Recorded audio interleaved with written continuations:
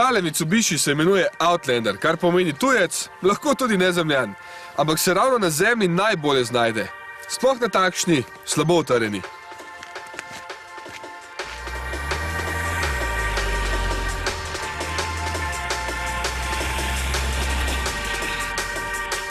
Očitno je bil tudi Francozom tako všeč, da so se združili z Japonci in pri Peugeotu ter Citroenu ponudili skoraj enake avtomobile na isti osnovi. Ampak je original samo eden. Tale, pa čeprav ima Peugeotov motor, ki pa je k sreči zelo dober. 2,2 litrski turbodizel ima 115 kW in zelo uporabnih 380 Nm navora, da brez težav zleze na kakšen hrib. Seveda pa je bolj pomembno, da zmore lepo pospeševati, kot to od njega potrebujete na cesti.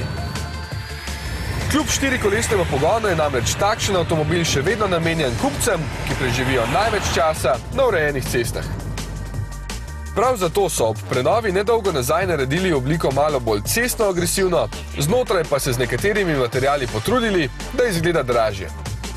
Nekatere dele armaturke so recimo oblekli v usnje, prav tako hiše merilnikov, pa so v bistvu čisto poceni prišli do nečesa več. So pa pozabili narediti volan tudi po globini nastavljiv, kar jim težko odpustim. Audio sistem ima kar 710 W, nizkotonec pa se takole šopiri v prtljažniku. Prtljažnik pa je neroden za natovarjanje, če stane rob, čeprav je res, da je tole uporabno tudi za sedenje. Tukaj se skrivata dodatna sedeža, ki sta komplicirana za sestaviti, pa tudi uporabna sta le za najmanjše.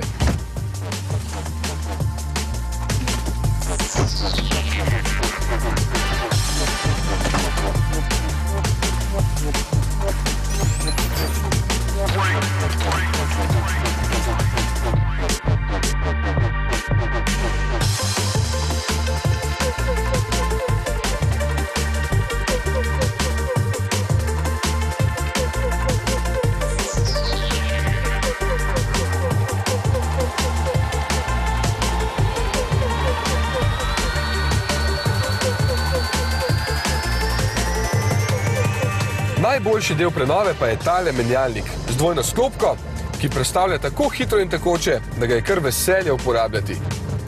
V celem je Outlander zelo prijeten za uporabo, takšen z vso opremo pa stane 40 000 €.